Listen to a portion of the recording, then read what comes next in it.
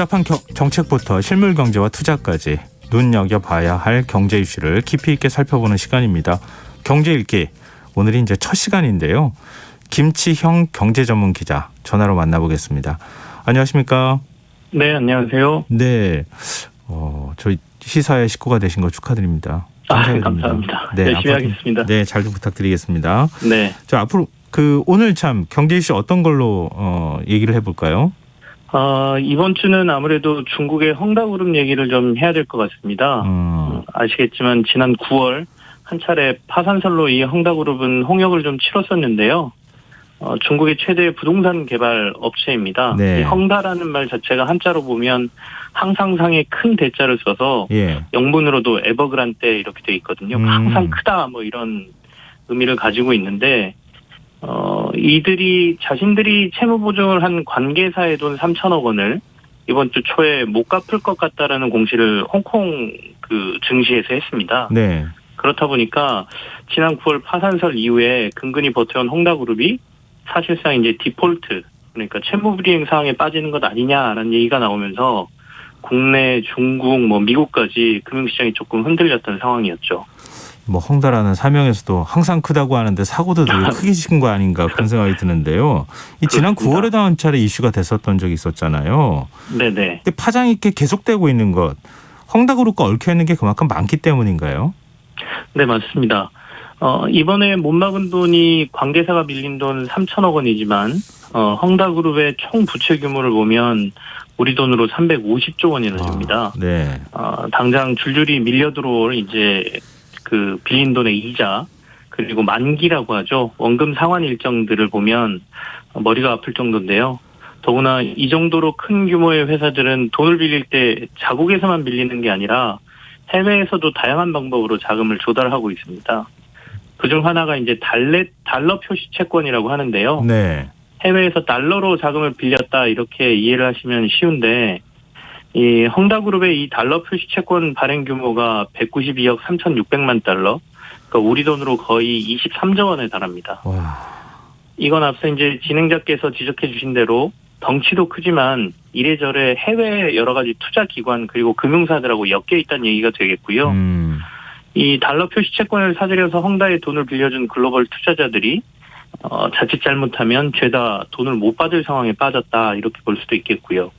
당장 그 일정들을 보면 1월 22일, 2월 14일, 내년 이제 3월 23일 이렇게 매달 줄줄이 달러 표시 채권의 이자 지급일이 있고요. 네. 또 채권 만기, 그러니까 원금을 갚아야 할 일정들이 줄줄이 이어져 있습니다. 더군다나 이제 헝다가 파산으로 가게 되면 헝다의 하청을 받는 중국 내 건설업체, 그리고 헝다그룹과 협력사들에서 일하는 근로자들도 이제 문제가 되겠죠. 네. 이 헝다그룹의 협력사는 중국 전역에 8,000개가 넘고요. 현재 280개 도시에서 1,300여 개의 건설 프로젝트가 헝다가 진행하고 있거든요. 여기에 관계된 근로자 수가 무려 400만 명이나 되는 상황입니다. 우리 외환위기 때 그때도 이제 기업이 파산하면서 그 연쇄 반응을 일으키기 시작했잖아요. 그때가 또 생각나기도 하는데 헝다 사태로 중국 경기가 갑자기 식어버리는 거 아닌가 하는 우려가 나오더라고요. 그렇습니다. 그래서 이제 헝다그룹이 사실상 디폴트 상황에 빠지게 되면 중국이 이제 자칫 잘못하면 경기가 급하게 식을 수 있는 우려가 좀 제기가 되니까 네. 중국 인민은행이 지준율을 0.5%포인트 바로 내리는 조치를 감행을 했습니다. 이제 지준율이라고 하면 은행들이 중앙은행에 맡겨놔야 하는 돈의 규모를 결정하는 비율이다 이렇게 보시면 되는데요.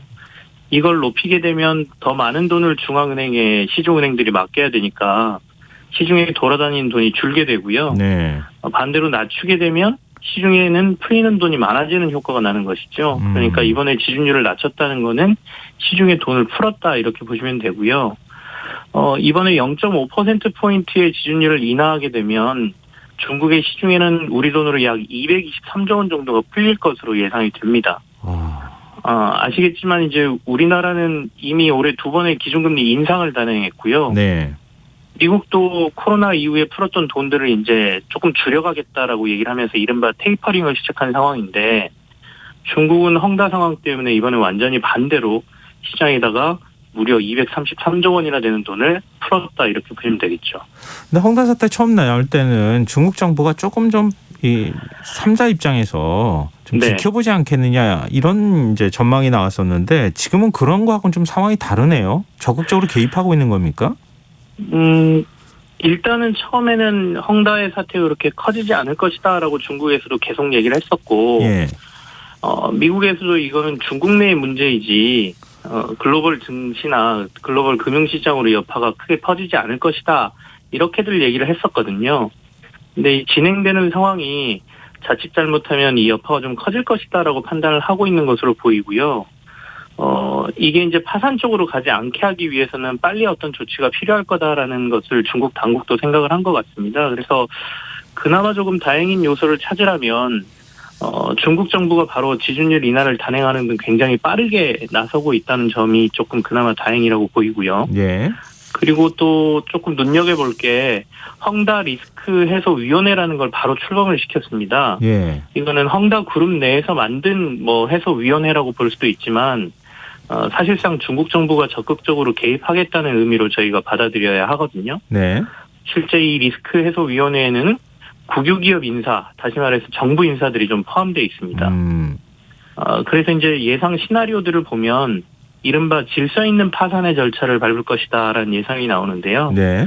여기서 이제 질서 있는 파산이라는 거는 사실 자본시장에서는 시장 논리라면 바로 기업들이 파산으로 가는 방향으로 갈 수밖에 없는 상황이거든요. 네.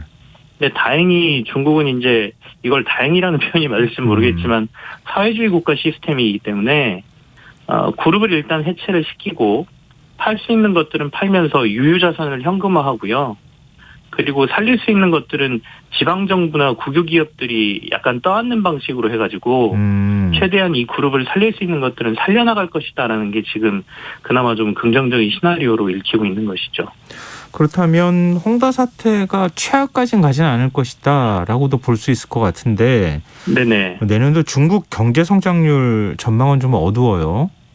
맞습니다. 뭐 최악은 아니지만 그래도 중국 내 가장 거대한 부동산 개발업체가 이렇게 파산 또는 해체 수순으로 가게 되면 다른 뭐 군소업체들은 더 말할 것도 없을 것 같고요. 네. 이렇게 되다 보니까 중국 경제 성장률이 코로나 상황이었던 작년을 제외하고는 사실상 30여 년 만에 내년에 가장 낮게 나올 수 있다는 예측이 중국 내에서도 나오고 있습니다. 중국 사회과학원의 전망인데요. 이 중국 사회과학원은 중국의 최고 싱크탱크라고 불리는 이제 중국 공무원 산하의 기관이거든요. 네. 내년에 중국이 5.3%의 성장을 기록할 것으로 내다봤고요. 중국은 그간 못해도 7에서 8%의 성장을 보여왔기 때문에 6% 아래의 성장률이 나온 거는 코로나 충격을 받은 지난해 2.3%였고 1990년도에 3.8%가 한번 나온 적이 있습니다. 네. 이 중국의 경기가 이렇게 식어버리는 건 사실 우리 입장에서도 굉장히 큰 걱정거리거든요. 잘 아시겠지만 중국은 미국과 함께 우리나라의 최대 교역국이고 또 중국의 경기 침체는 글로벌 경기 침체로 이어질 가능성이 있기 때문에 내년에 중국이 5%대의 성장이 나온다라고 하면 우리도 걱정, 글로벌 경기도 걱정, 좀 걱정이 좀 심해지는 상황이다 이렇게 볼 수 있겠습니다. 이거 중국이 5%대 성장이 나온다는 거 사실 상상하기가 어려웠던 거잖아요. 10%대 네, 성장률이 나오다가 갑자기 확 반토막이 됐다가 지금 5%가 나온다는 건데 우리나라 올해 경제 성장률 전망치가 4% 정도 되는 거잖아요. 네네. 중국 경제 성장률이 얼마나 많이 떨어졌는지 우리가 실감하는 것 같은데 이러면 앞서 이제 우리나라에 미치는 영향이 크다고 하셨잖아요. 네, 그렇습니다. 근데 우리나라 성장률에도 영향을 많이 미칠 것 같으세요? 아무래도 우리나라는 중국에서 이제 생산도 많이 하게 돼 있고 예. 중국으로 수출도 많이 하고 있기 때문에 중국의 경제 성장률이 떨어진다는 것 자체는 바로 저희 증시에도 영향을 받거든요. 네. 그리고 기업들도 영향을 받을 수밖에 없는 상황이고요. 그래서 중국의 경제 성장률 그다음에 이 헝다 사태의 여파는 계속해서 저희가 좀 체크해 봐야 될 상황이고 더군다나 워낙 중국하고 지금 미국하고 조금 크게 경쟁을 하고 있기 때문에 있잖아요. 대립을 하고 있기 예, 때문에 그렇죠. 그 상황도 사실은 중국한테 그렇게 녹록지 않은 상황이다 이렇게 볼 수가 있겠죠. 중국 내년에 올림픽 있잖아요. 네네.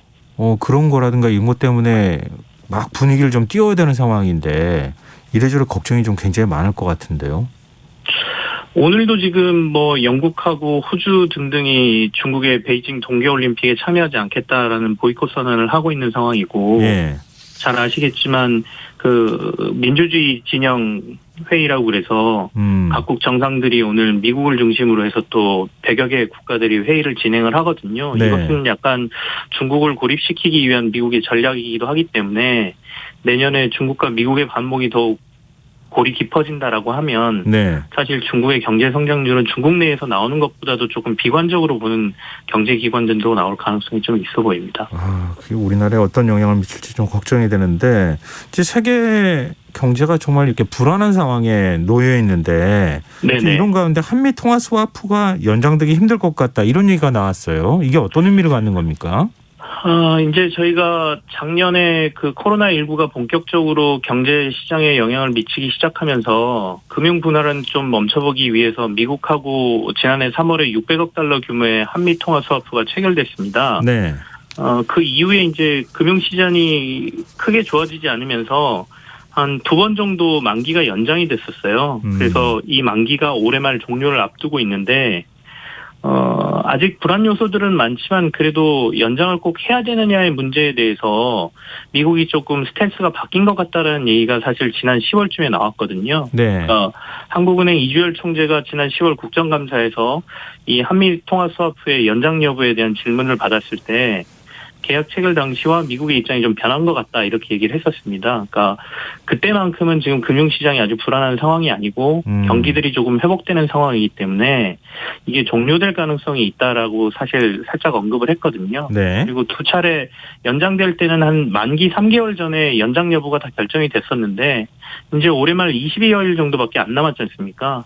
그런데 아직도 연장 여부가 확실치가 않기 때문에 아마도 2단계에서 종료될 것이다라는 얘기가 지금 나오고 있는데요. 네. 설령 만약에 종료가 된다 하더라도 금융시장에 바로 아주 큰 여파가 오지는 않을 것으로 지금 보는 게 우리나라의 외환보유고가 그 코로나 사태가 터지기 이전보다 지금 꽤 많이 늘어있는 상황이거든요. 한 4,600억 달러로 외환보유고를 보유하고 있기 때문에 네. 당장은 그렇게 큰 위험성은 없어 보인다라는 게 전문가들이 의견입니다. 네, 변수로 좀 작용하지 않았으면 좋겠습니다.